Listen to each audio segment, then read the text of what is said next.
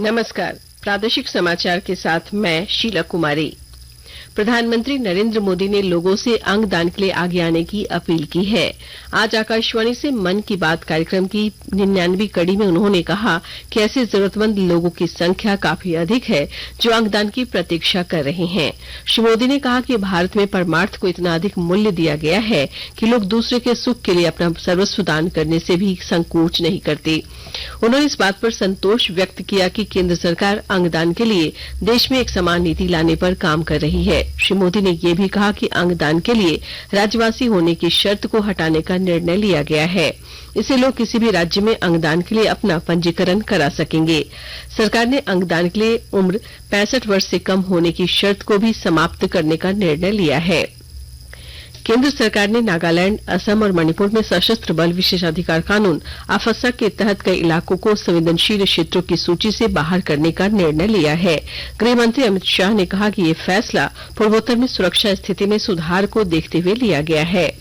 केंद्र सरकार ने पिछले वर्ष अप्रैल में इस कानून के तहत नागालैंड, असम और मणिपुर में अशांत क्षेत्रों की संख्या को कम किया था।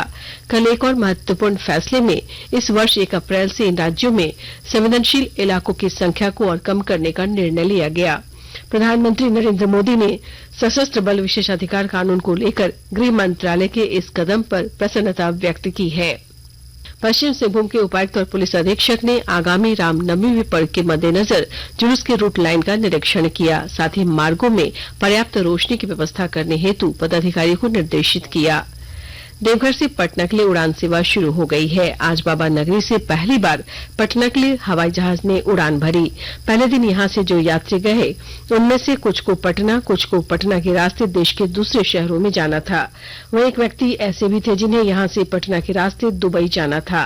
पहली बार पटना के लिए सफर कर रहे यात्रियों में खासा उत्साह देखा गया। एयरपोर्ट पहुंचने पर इन यात्रियों का एयरपोर्ट और इंडिगो एयरलाइंस के कर्मियों द्वारा स्वागत किया गया।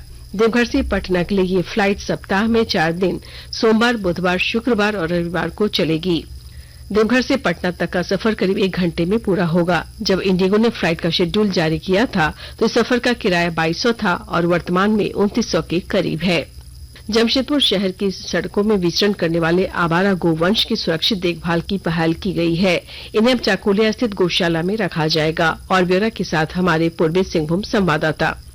जमशेदपुर शहर की सड़कों पर घूमते आवारा मवेशियों को पकड़कर चाकुलिया एरोड्रम परिसर में संचालित गौशाला गौ सेवा कुंज में रखा जाएगा। पूर्वोत्तर भारत का सबसे बड़ा गौशाला चाकुलिया में है। यहाँ गो तस्करों एवं कसाईयों से छुड़ाए गए हजारों गोवंश एक साथ रहते हैं।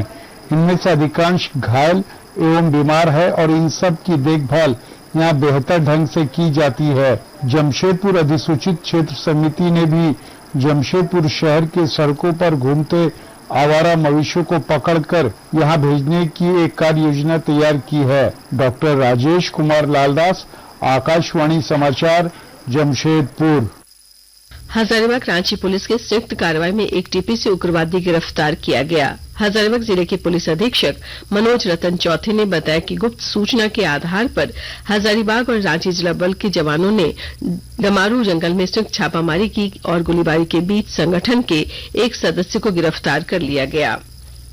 पाकुड़ में वन, पर्यावरण एवं जलवायु परिवर्तन विभाग ने कस्तूरबा गांधी बालिका आवासीय विद्यालय की छात्राओं को आज शैक्षणिक भ्रमण के लिए बस से साहिबगंज जिले के उधवा अभ्यारण्य भेजा।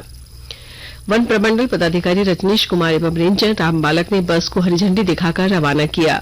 वन प्रमंडल पदाधिकारी रजनीश कुमार ने बताया कि इस भ्रमण का उद्देश्य छात्रों में पक्षियों और प्रकृति के प्रति समझ विकसित करना है।